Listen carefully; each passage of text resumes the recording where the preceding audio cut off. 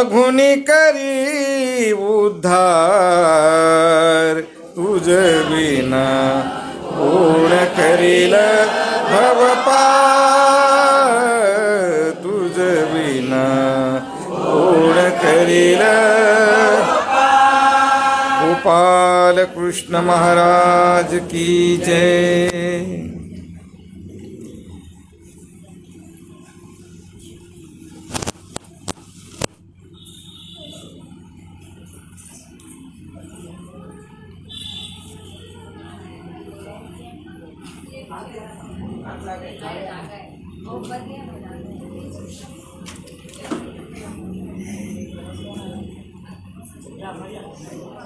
लक्ष्मेंद्र भट्टा भेटी।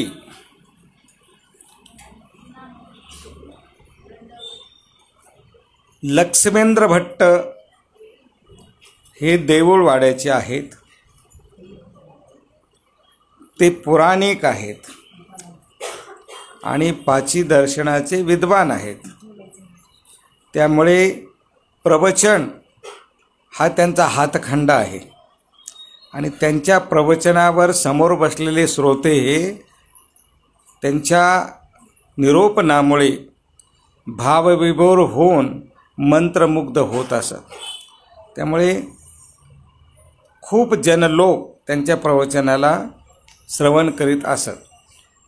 त्यांच्या वाणीमध्ये तशी गोडवा होता आणि ते विद्वान होते। तर त्यांचं काय मत आहे ते मत आमच्या आचार्यांनी कसं खोडलेलं आहे ते चरित्रात आपल्याला पाहायला मिळतंय। भट्टदास्या कारणे वांकी दिघी देऊळवाडा आबजविती। परमेश्वराची आज्ञा आहे साधकाला नित्याटन करावे। आटन विजन भिक्षा भोजन स्थान प्रसाद सेवा। सात नित्यविधी आहेत। त्या 7 नित्यविधीमध्ये आटनही आहे आणि भिक्षा आहे। भिक्षा मागूनच ईश्वराला अनुसरलेल्या साधकाने भोजन करावं। त्याला माधुकरी म्हटलेलं आहे। माधुकरी शिजलेलं अन्न घेणं। तसंही तुकाराम बाबांनी भिक्षा अन्न अवलंबने भिक्षा पात्र अवलंबने जळोजिने लाजीरवाने। भीक मागणं हे अपमानास्पद सांगितलेलं आहे, भीक मागत फिरणं। पण माधुकरी मागायला परवानगी आहे। भीक मागायला मना केलेला आहे पण माधुकरी मागायला आज्ञा दिलेली आहे। तशीच आमच्या स्वामींनीही माधुकरी मागायला आज्ञा दिलेली आहे, ओली भिक्षा। आचार्य हे स्वामींच्या सन्निधानामध्ये अनुसरल्यानंतर भट्टोबासाला अपार गोडी संचरली। परमेश्वराचं सन्निधान सोडू शकत नव्हते। इतकी अपार गोडी आचार्यांना परमेश्वराची त्या ठिकाणी निर्माण झाली। आणि 6 महिने निघून गेल्यानंतर एक सरे परमेश्वर उदास झालेत आचार्यावर आणि आज्ञा केली आचार्यांना, तुम्ही आमच्या सन्निधानातून निघून जा। असं म्हटल्याबरोबर आचार्य हवालदिल झाले। मी तर सर्व सोडून आलेलो आहे, घरदार सोडले, पत्नी सोडली, मुलं सोडली, सगळं सोडून देवाजवळ आलो आहे आणि देव इथून जा म्हणतायत। आता जायचं तर कुठं जायचं मग, कारण सगळं पहिलं सोडलेलं आहे। घाबरले, आता जावं कुठं, ईश्वर तर सन्निधानातून बाहेर काढतायत। आणि मग त्यांनी स्वतःहून विचारलं देवाला की जो श्री गोविंद प्रभू हे परमेश्वराचे अवतार आहेत, तर मी रुद्धपूरला जाऊ का? असं देवाची आज्ञा घेण्यासाठी आले आणि देवाजवळ जेव्हा मांडला त्यांचं मंतव्य, तर मी रुद्धपूरला जाऊ का? परमेश्वराला आनंद झाला, स्वामींना आनंद झाला। का? श्री गोविंद प्रभू आमचे स्वामींचे गुरु आहेत आणि हा परमेश्वर पूरला जातोय याचा विशेष आनंद देवाला झाला। आणि आचार्य हे रुद्धपूरला आलेले आहेत आणि रुद्धपूरला श्री प्रभुबाबांच्या सेवेमध्ये तिथे आहेत. त्यावेळेचा हा प्रसंग आहे. भट्टदास्या कारणे श्री गोविंद प्रभूंची सेवा करण्याची आज्ञा आमच्या स्वामींनी भट्टोबासांना केलेली होती निघताना. म्हणून भट्टोबास श्री गोविंद प्रभूंसाठी जे जे लागणारे पूजाद्रव्य आहे ते अब्जवण्यासाठी म्हणजे प्राप्त करण्यासाठी, दास्य करण्यासाठी वेगवेगळ्या गावाला जात असत. कोणकोणत्या गावाला? वांकी, दिघी, देऊळवाडा. तरी एकदी भट्ट देऊळवाडिया गेले होते. दास्यासाठी, काही अब्जवण्यासाठी, काही वस्तू मागण्यासाठी आचार्य कुठे गेलेले? देऊळवाड्याला गेलेले आहेत. नरसिंहाचा देऊळी भट्ट एके कोणता बैसले होते. नरसिंहाचं देऊळ होतं. ज्या नरसिंहाने कोणाचा वध केला? हिरण्यकश्यपूचा. ते नरसिंहाचं मंदिर. त्या मंदिराच्या एका कोणत्याला भट्टोबास बसलेले होते. तेथ लक्ष्मेंद्र भट्ट पुराण सांगत होते. लक्ष्मेंद्र भट्ट त्या ठिकाणी जनलोकांना पुराण सांगत होते. पुराण सांगता लक्ष्मेंद्र भट्टे रस अभिन्न विला. आणि पुराण सांगत असताना लक्ष्मेंद्र भट्ट इतक्या तन्मयतेने त्या पुराणामध्ये एकरूप होऊन समोर बसलेल्या भाविकांना इतक्या रसाळ वाणीने त्या पुराणाचं महत्त्व, त्या पुराणात आलेल्या विषयाचं महत्त्व प्रतिपादन करत होते, सांगत होते. रस अभिन्न विला. त्यामुळे ऐकणारे श्रोते जे आहेत ते एक चित्त तल्लीन होऊन मंत्रमुग्ध झालेले होते. एकटक लक्ष्मेंद्र भट्टाकडे सर्वांचं लक्ष लागलेलं होतं. मग आवे सोन म्हणितले. आणि जेव्हा त्यांनी समोर पाहिलं की सगळे जनलोक भक्त एकटक होऊन, एकचित्त होऊन मी जे सांगतोय त्याच्याकडे लक्षपूर्वक ते ऐकतायत, तर त्यांना आवेश वारला, उत्साह त्यांचा वाढला, आवेश. आणि काय म्हणाले ते आवेशामध्ये, त्या उत्साहामध्ये? जीव आहे परदेव नाही. त्या आवेशामध्ये लक्ष्मेंद्र भट्ट त्या भक्तजनाला काय म्हणतात? जीव आहे म्हणजे भक्त आहे, परमेश्वर नाही परंतु देव नाही. भक्त आहे परंतु देव नाही. देव दिसत नाही. तुम्ही जरी उद्या म्हणले देव दाखवा, तर देव ही दाखवण्याची वस्तूच नाही आहे. देव ही अनुभवण्याची वस्तू आहे. देव ही दाखवण्याची किंवा पाहण्याची वस्तू नाही आहे. जे तुम्हाला अनुभव येतात जीवनामध्ये भक्ती केल्यानंतर, त्या अनुभवावरूनच समजायचं की देव आहे. आणि जे दुःख होतं त्याच्यातून समजायचं की आपण देवावर काही श्रद्धा नाही आहे. तव भट्टी म्हणितले. आणि ते वाक्य जसं भट्टोबासांनी ऐकलं आणि तिथूनच भट्टोबास उभे राहिले आणि जोरात म्हणतात. काय म्हणाले भट्टोबास? देव आहे पर जीव नाही.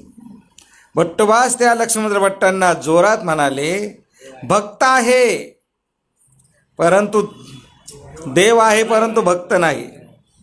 देव आहे परंतु भक्त नाही. लक्ष्मेंद्र भट्टी म्हणितले हा नव्हे जी.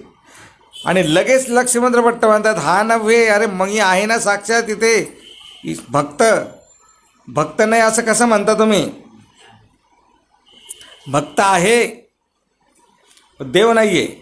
आणि आचार्य म्हणतात देव आहे परंतु भक्त नाही आहे. मग लक्ष्मेंद्र भट्ट मी भक्त आहे ना. म्हणून वक्षस्थळावरी हात ठेविला. आपल्या छातीवर हात ठेवला लक्ष्मेंद्र भट्टांनी. भट्टी म्हणितले हा नव्हे देव. भट्टोबासांनी रुद्धपुराकडे हात करून लक्ष्मींद्र भट्टांना सांगितलं की साक्षात इथे परब्रह्म परमेश्वर ईश्वर अवतार रुद्रपुरामध्ये आहे, तुम्ही कसं म्हणता देव नाही? हा नव्हे देवो रिद्धपुरी राज्य करीत असे ती. रुद्रपुरामध्ये साक्षात परमेश्वर श्री गोविंद प्रभू ही त्या ठिकाणी आहेत. श्री प्रभूशी भेटी झाली. श्री प्रभूंची आणि लक्ष्मींद्र भट्टांची भेट झाली. दंडवत घातले श्री चरणा लागले. मग लक्ष्मींद्र भट्ट अनुसरले. लगेच त्यांची आठ होती लक्ष्मींद्र भट्टांची, हे जर साक्षात परमेश्वर आहेत श्री प्रभू, तर मला त्यांनी द्वापरयुगामध्ये जी श्रीकृष्ण चक्रवर्तीची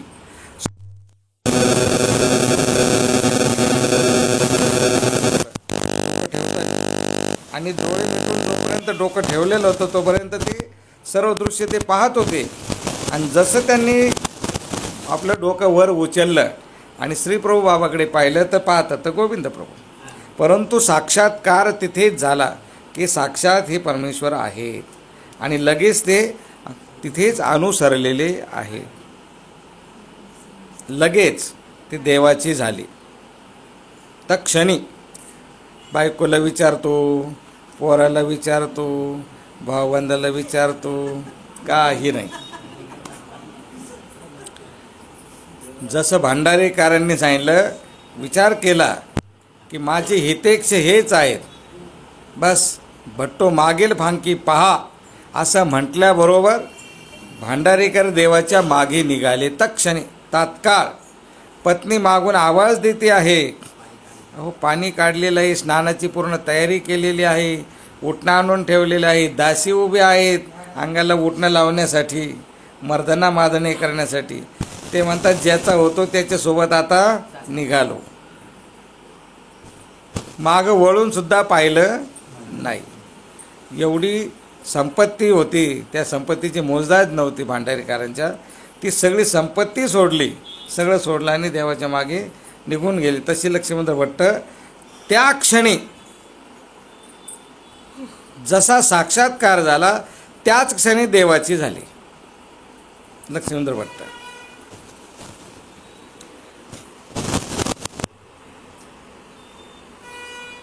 मग गोसाव्याच्या सन्निधानी असो लागले आणि मग श्री प्रभुभावांच्या सन्निधानामध्ये राहू लागले लक्ष्मींद्र भट्ट. तव लक्ष्मींद्र भट्टाची स्त्रिया ब्राह्मणी ऐक केला. आता लक्ष्मींद्र भट्टांची जी पत्नी आहे तिला कळालं की आपले पती देवाचे झाले. त्यांनी सर्व त्याग केला, सर्व घरदार सगळंच स्थावर जंगम सगळं सोडलं. पत्नी सोडली, मुलं सोडली, घर सोडलं, दार सोडलं, संपत्ती सोडली, सगळं सोडलं. मग त्या म्हणितले, मग ती काय म्हणते, त्याग तवची की जव माते न देखे ती. मी त्याच वेळेला खरं मानेल की मी गेल्यानंतर माझ्या याच्यामध्ये ते येणार नाही. खरं मानेल यांनी खरा त्याग केलेला आहे. स्त्री आहे, परीक्षा पाहण्याचं तिच्याकडे सगळं सामर्थ्य. कामाख्या सारखी स्त्री श्री प्रभुभावांच्या आपल्या आमच्या चक्रपाणी रावळांना हे करण्यासाठी 8 दिवस उभी आहे. गुंफेत एक पाय गुंफेत, एक पाय बाहेर. ओट्यावर चक्रपाणी महाराज बसलेले, रात्रंदिवस उभी आहे. शेवटी स्त्री हट्टाला मान द्यावा लागलं, देवाला मूर्ती याजावं लागलं. एवढं सामर्थ्य स्त्रीमध्ये आहे ना.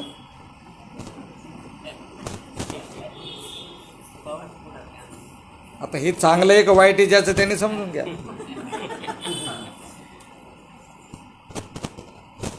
म्हणून ती सुद्धा तो पैंजेचा विडा घेऊन निघलेली की मी त्याच वेळेला म्हणेल की यांनी खरा त्याग केला की हे मी म्हटलेलं ऐकणार नाही. मी म्हणलेल्यांना ऐकावाच लागेल.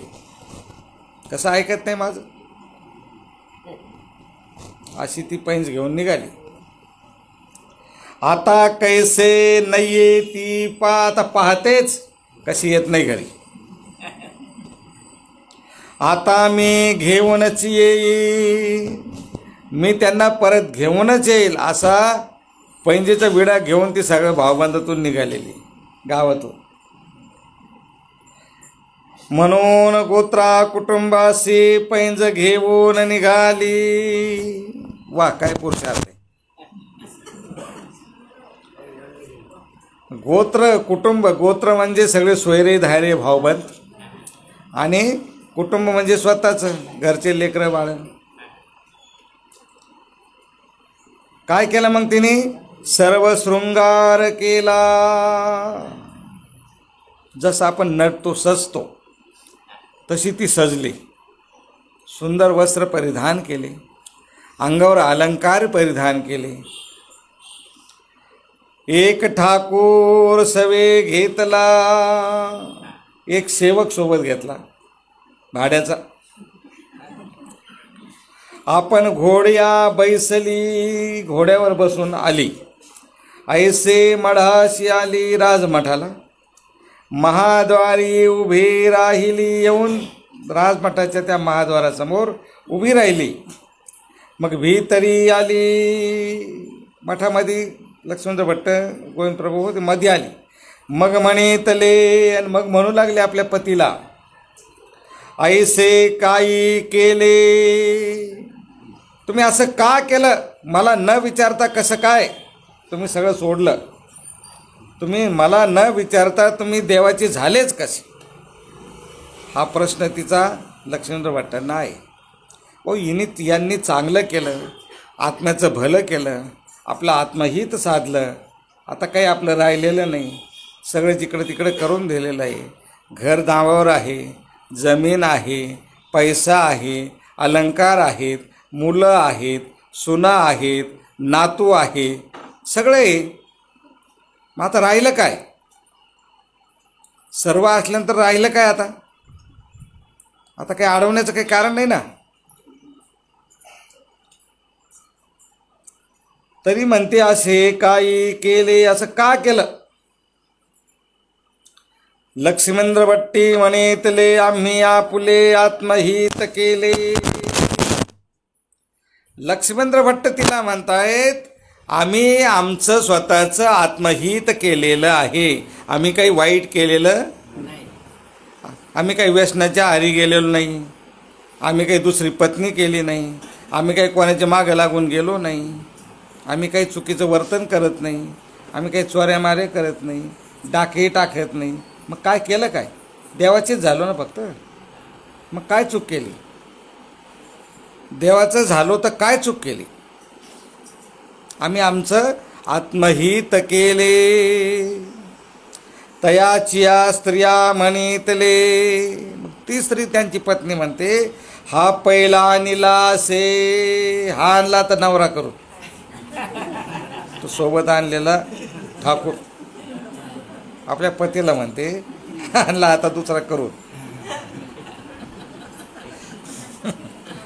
माझे पासवडीचा, मंजिष्ठ पासडी म्हणजे उंची वस्त्र परिधान केलेला. उंची वस्त्र, महागा मोलाचे वस्त्र ज्याच्या अंगावर आहेत असा. प्रबडे भुजाचा निधिपाड, तरी याची गर्वात करू. तर याची पत्नी हो का मग मी? असं आपल्या पतीला म्हणते. तव लक्ष्मेंद्र भट्टी म्हणितले, बरवे होय.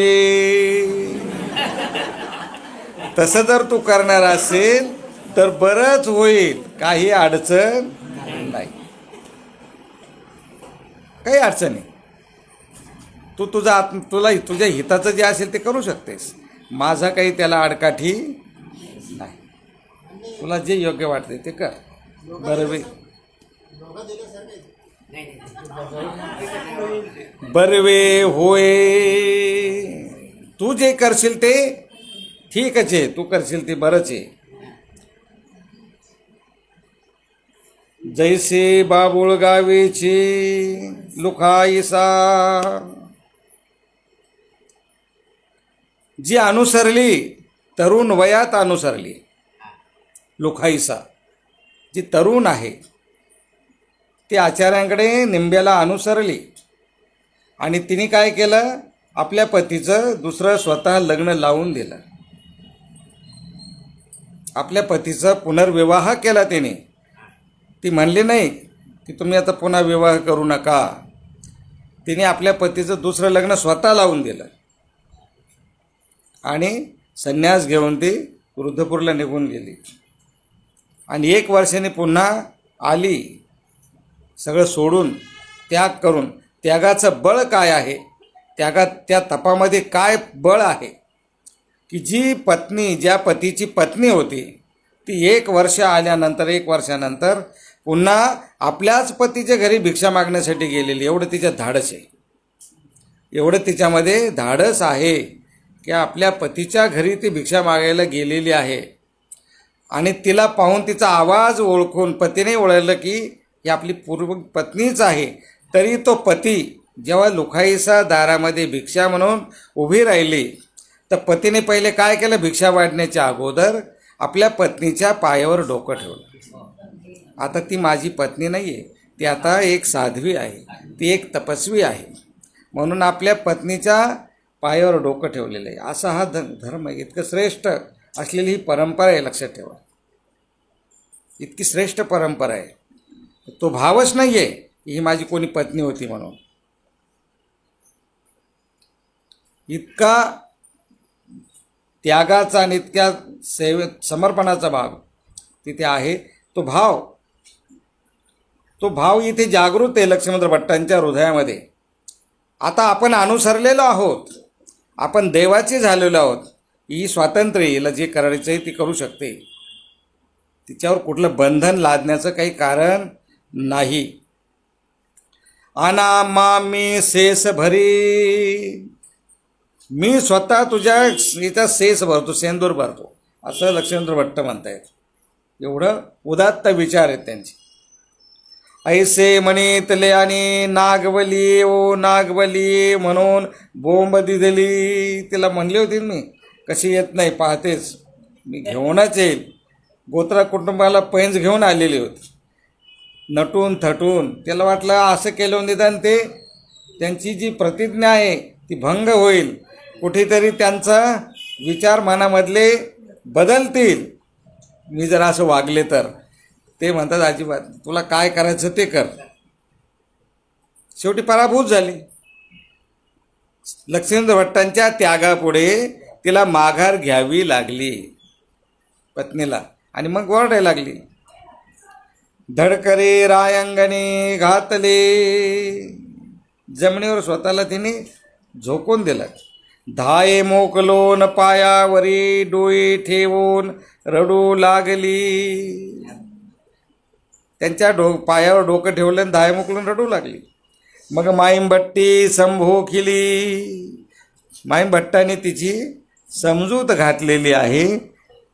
आणि समजूत घातल्यानंतर जे करणीय आहे, जरी एखादा जीव प्रतिकूल होऊन आला तर त्याला सानुकूल कसं बनवायचं हे आपण स्मृतिसार दुराध्याचारात त्या दिवशी पाहिलेले.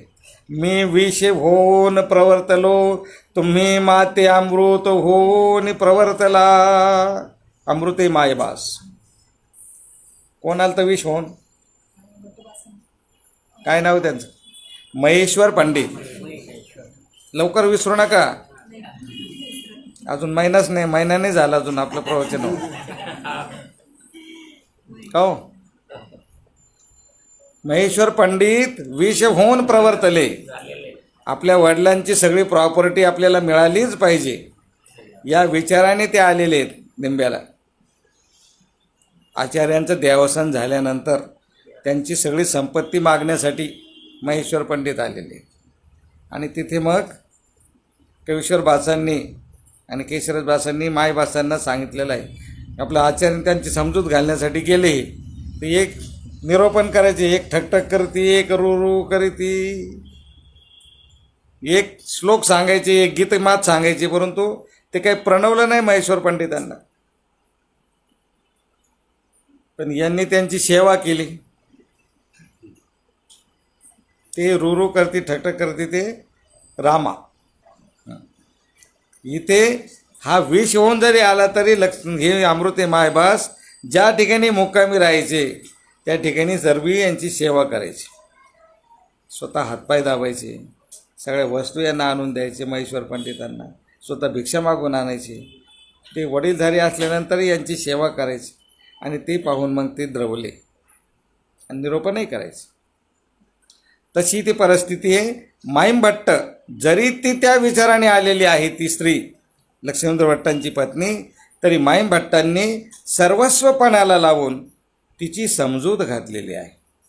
व्यवहार तिला समजून सांगितलेला आहे की तू जे म्हणतेस का, तुझी जी इच्छा आहे ती कशी निरर्थक आहे आणि यांनी केलेलं कृत्य हे कसं सार्थकी आहे किंवा यांच्या आत्महिताचं आहे हे त्यांनी तिला पटवून दिलेलं आहे.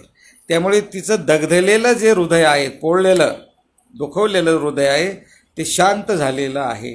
आणि मग तिला न्हाणिली, तिला स्नान घातलेलं आहे, जेविली, जेवण केलं तिला. मग माईमभट्टी चोळी सावले घेतले, जसे आमच्या स्वामींनी गंगाईसाला नाऊ घाऊ घातलं, तिचा पाहुणचार केला, तिला सगळं साडी चोळी केली, महेश्वर पंडिताला नवीन कपडे शिवले आणि तिची बोळवण केली. तशीच बोळवणी ते माईमभट्टांनी लक्ष्मण भट्टांच्या पत्नीची केलेली आहे. शिंगणा मग पुराशी गेली. मग तिथून ती आपल्या कुठं गेली? माहेरी गेली, सासरी नाही. तिचं माहेर शिंगणापूर आहे, आईवडिलांचं गाव. ती तिथे गेली. आता माहेरी सासरी जाऊन काय करणार, घरीच इकडं आला. मग ती आपल्या माहेरी निघून गेलेली आहे. आता ह्या लीळेचा हेतू याच्यामध्ये आहे तो तर तुम्हाला वाचतो.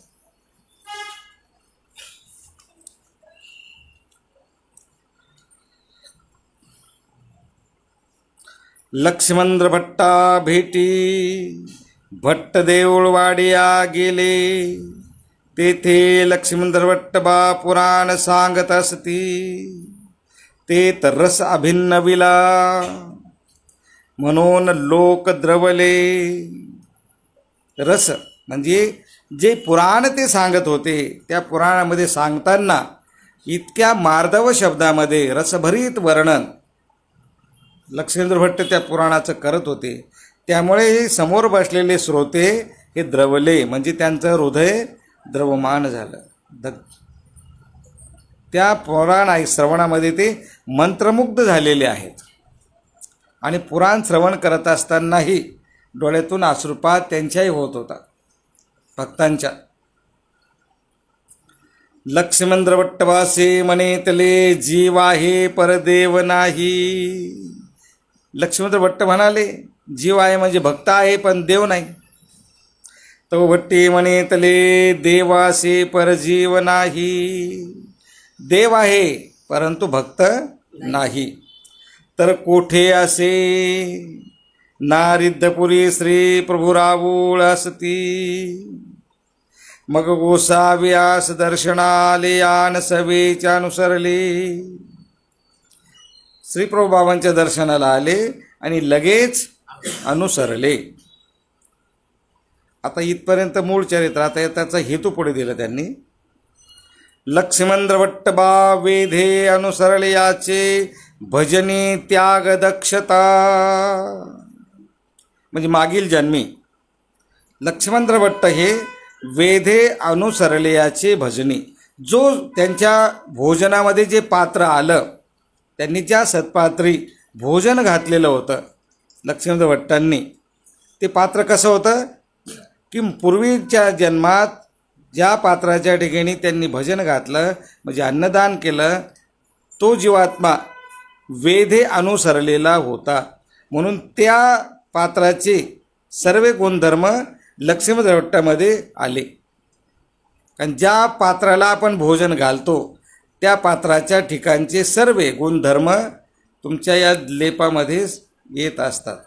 ज्या पुरुषाला आपण जेव घालतो त्या पुरुषाच्या ठिकाणी असलेली जी सामुग्री आहे ती सर्व जशीच्या तशी तुम्हाला प्राप्त होते, लक्षात ठेवा. भूतभजनाने 3 गोष्टी निष्पन्न होतात. एक तर लेपपात्रता म्हणजे मनुष्य देहाचा लेप. जो व्यक्ती जसा आहे, जशा वर्णाचा आहे, जितक्या उंचीचा आहे, तसाच लेप तुम्हाला मिळतो. तो जर काळा असेल तर काळाच देह मिळेल, तो गोरा असेल तर गोराच देह मिळेल. त्याचं जसं वर्णन असेल, शरीर यष्टी जशी असेल, तसंच तुम्हाला तसा देह मिळतो. म्हणूनच आपण म्हणतो आम्ही की तुम्ही आंधळी पांगळी यांना जेव घालू नका. का? तसा तुम्हाला एकदा लेप घ्यावाच लागेल. जर आंधळ्याला जेव घातलं, तुम्हाला एकदा आंधळं जन्म तुमचा होणार. मुक्याला जेव घातलं तर तुम्ही एकदा मुके होणार. कारण ती लेप पात्रता निष्पन्न होतेच जेव घातल्याने, ती चुकत नाही. एखादा तांत्रिक मांत्रिक येईन, त्याला तुम्ही जेव घातलं तर तुम्हाला सुद्धा, तुम्ही जेव्हा मनुष्य देहात असाल तर तुम्ही सुद्धा तंत्रमंत्र शिकणार. ती गोष्ट तुम्ही सुद्धा करणार. कारण ती स्वरूप पात्रता, लेप पात्रता, स्वरूप पात्रता आणि ज्ञान पात्रता या 3 गोष्टी भूतभजनाने निष्पन्न होतात. लक्षात ठेवा. म्हणून जर एखादा ज्ञानी सत्पुरुष असेल, विरक्त असेल, त्यागी असेल, तसेच आपला अधिकार उदयाला येतो. तसा अधिकार आपला या देही उदयाला येतो. म्हणून काही लवकर अनुसरतात, काही लवकर देवाचे होतात, काहींना पूजा अर्चा करताना भाव भरून येतो, काही कोरडे पाषाण राहतात, कठीण राहतात. का? तशा पात्री भोजन घातलेलं आहे. तशाच पात्री भोजन घडलेलं असल्यामुळे प्रणवत नाही. किती त्याच्यावर पाणी होता नाही तर दुधात नाव घाला, नाही तर काही करा, काही फरक पडत नाही. तो काही समजून घेत नाही, काही ऐकत नाही. का? ती मुळात पात्रताच तशी आहे जोडलेली. आपला अधिकारच नाही, त्याचा अधिकारच नाही, तर तशी पात्रताच नाही ना. म्हणून तसे पात्री भोजन घालावं लागतं. म्हणून आपल्याला सत्पात्र लाभावं, ज्ञानीय पुरुष लाभावा, त्यागी, अनुसरलेला, विरक्त, भावाळू असे असेल तर तसा जन्म होईल. तसे पात्री भजन घडलेलं होतं लक्ष्मण भट्टांना. म्हणून ईश्वराचं दर्शन झाल्याबरोबर अनुसरले. लक्षात ठेवा, हा मागील जन्मीचा अधिकार. आलं का लक्षात? म्हणून आपल्याला सतत तळमळ पाहिजे की असे सत्पात्र आपल्याला भोजनाला मिळावं, अशा पात्रे आपलं अन्नदान घडावं, की आपल्याला लवकर देव मिळाला पाहिजे. सन्निधान हा मागीला प्रपंचातूल अंत्या जीवाने अनुसरलेल्या सन्निधान केलेलं होतं ईश्वराचं. म्हणून यांना सुद्धा मागील अधिकाऱ्यांचा बरोबर त्या काळाला उदयाला आला, त्या वेळेला. म्हणून ईश्वराचं सन्निधान प्रत्यक्ष त्यांना लाभलं. हा अधिकार मागच्या जन्मात त्यांनी जोडलेला आहे. जर तुम्ही आज, माझा आवाज येत नाही, आज जर तुम्हाला असं वाटत असेल आपण परमार्गामध्ये राहावं, गुरुकुळामध्ये राहावं, गुरुजनाच्या सान्निध्यात राहावं, देवाच्या सान्निध्यात राहावं, आणि जर तसा आज अधिकार जोडला आता ह्या लिपी, तर पुढच्या जन्मात तुम्ही लवकर देवाकडे येसाल. तो अधिकार तुमचा उदयाला येईल. पण इच्छा पाहिजे परमार्गात राहण्याची, परमार्गाची सेवा करण्याची, देवाची सेवा करण्याची. आज जर ते केलं तर पुढे उदयाला येईल. पण आजही जर केलं नाही तर आहे तशीच राहसाल, काही फरक पडणार नाही. म्हणून आम्ही पुन्हा पुन्हा, आम्ही म्हणजे सगळेच सांगतात की बा अनुसरा देवाचे व्हा, अनुसरा देवाचे व्हा. तुम्हाला वाटते काय लोकांना काही धंदे नाही या लोकांना, ते उठले सुटले एवढंच म्हणतात अनुसरा अनुसरा. आम्हाला काही संसारातलं सुख बी काय का नाही काही? हां, तरी सुटत नाही.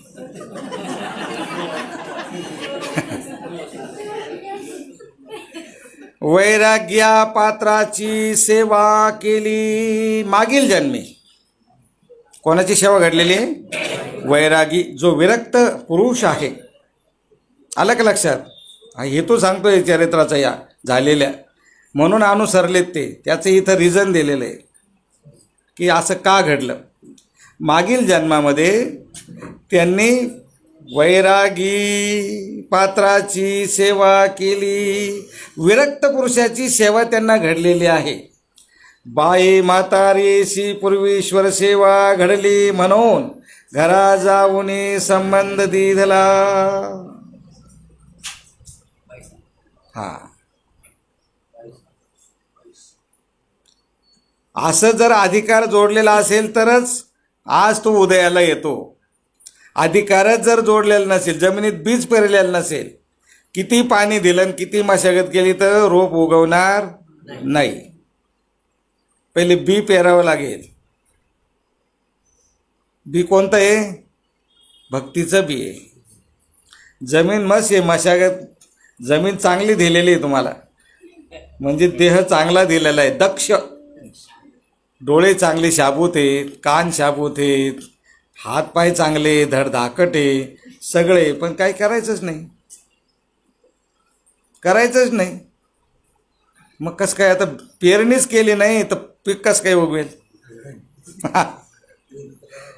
क्षेत्र तर मग चांगलं आहे, पण तू तिथे काही पेरणीच नाही भक्तीची.